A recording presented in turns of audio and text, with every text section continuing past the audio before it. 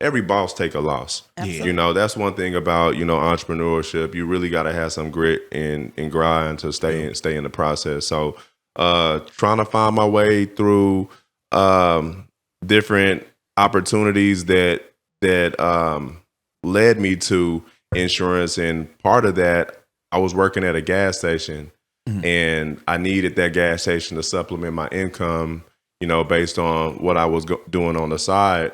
And then I ran into this guy.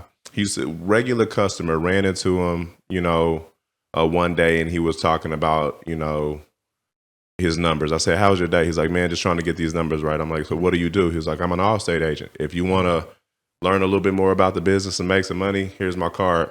Give me a call.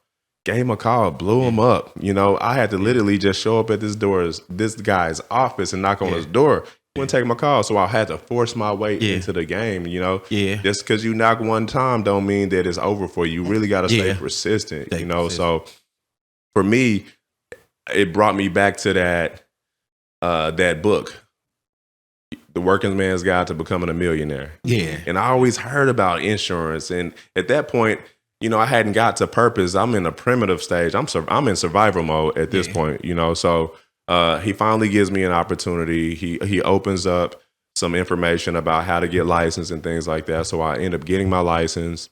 And I saw a ceiling under his tutelage. You know, I'm grateful for it, but I saw a ceiling. I'm like, okay, if I was running my business, I would do it a little different. Why isn't he hungry enough? You know, you can really take it. So was he the owner? He was the owner of his own Allstate office? He was the owner of his own Allstate office. Were you still doing the barbershop during this time? Or at that point, it had fell off. What happened with the barbershop? I was irresponsible. I was new to the city. How old were you? Turned up. I was about, I think I was 22, 23. 22? Okay, 22. Yeah. So you started a barbershop. Yeah. What kind of talk about some of the problems, and we're going to go back to the insurance, but I want to, because so many people will early on hit them bumps. Yeah. And they give up. And that's it. So clearly you got where you are today. So let's talk about how the barbershop kind of went south for you and you kind of weathered that. Yeah, so the barbershop went south because I still had my little part-time job working at Walgreens. I transferred it over to Texas. Yeah. So I felt like I was making a little bit of money at the time. I was making more than I did. So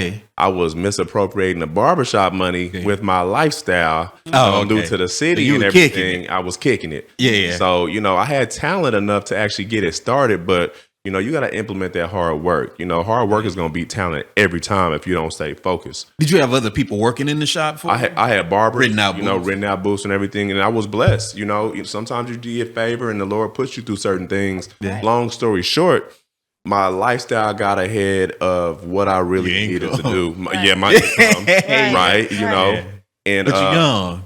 I was young. I ended up getting my car repossessed. I mean, it wasn't even a brand new car, too. Yeah. So I ended up getting it repossessed right in front of the shop. That was embarrassing as hell. Yeah. You know, so now at that point, I don't even have a car. Yeah. And really, to be honest with you, it was just it was a client who also shopped at who came into our barbershop salon operation. And one day she was just talking about her work, and she was an executive at QT.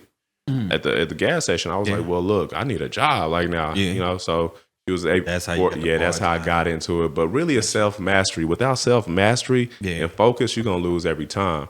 You know, you could do anything you want to do, but it really starts with you. People talk about competition. There ain't no competition. It's you and against the time that you have on this earth that the Lord is going to give you. Yeah. That's it. So I just kind of got my...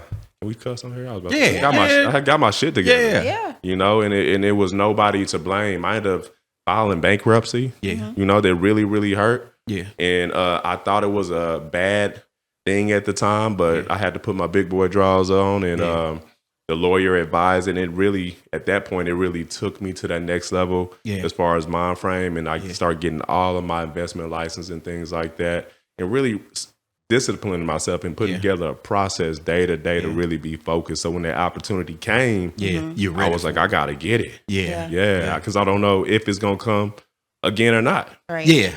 Right. So opportunity don't disappear. Just go to the next person. It'll knock on your door. Go right to the next person. I like that. Yeah, for sure. And you didn't sleep on yourself though. You kept going. Man, I had to. Shoot, I was damn near sleeping outside. Yeah. Luckily I had a couch to surf on at the time. Yeah. But man, that's one thing about humility. Yeah. You know, that gotta have. Yeah. Yeah. Circumstances change.